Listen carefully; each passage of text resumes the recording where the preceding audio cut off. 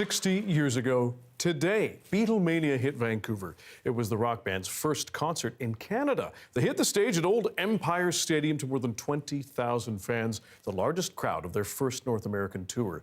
It was a riotous show, to say the least, so much so that midway through, the crowd was told to calm down or the Fab Four would have to leave. Take a look.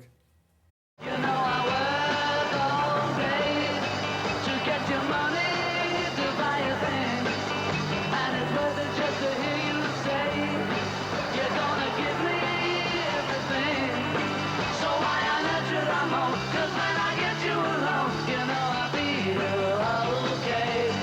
When I'm home, everything seems to be right. When I'm home, feeling you holding me tight, tight, yeah. It's been a hard day's night, and I've been working like a dog. Fast forward to 1984, 20 years after that iconic show, and CBC News spoke with four concert goers who were there about what they remembered from that night. Same stadium, but older. Some of the same people, also older. It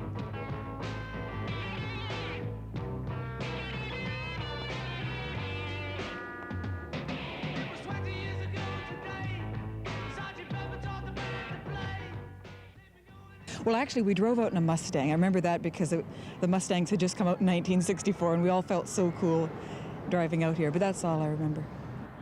1964. San Francisco hadn't even invented hippies by then. I had what was called a bogey cut at that time, which was a crew cut on top and greased down on the sides. With I used to use not Brill cream, it was another, almost a bear grease that I used to use to grease down the sides, combed into a sharp ducktail on the back.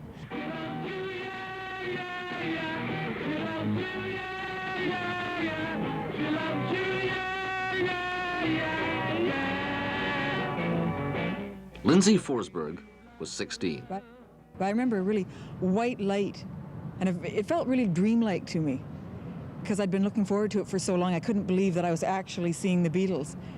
And I just remember screaming. Were you a screamer? Yeah, I didn't know I was going to. I screamed and cried, I think, much to the disgust of the men we were with. You know it's up to you. I think it's only fair. And Elizabeth Wilson was just 12, brought from Nanaimo by her mother. Who was your favorite Beatle?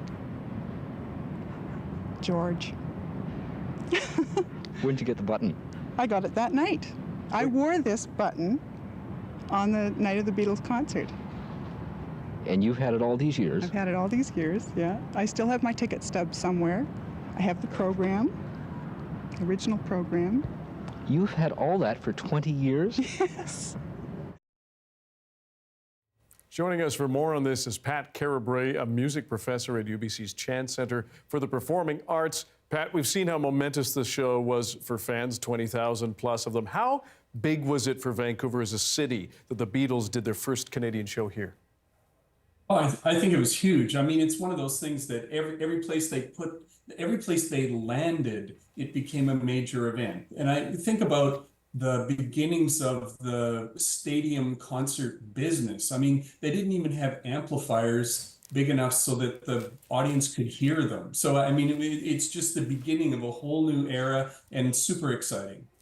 Now, these concerts were, as you've said, much different than what we're used to now. Not as good sound, different lighting. They played for less than half an hour, and Red Robinson had to tell the crowd to essentially shut up, or they wouldn't be able to go back on. What were some of the big hits from that year that they were playing?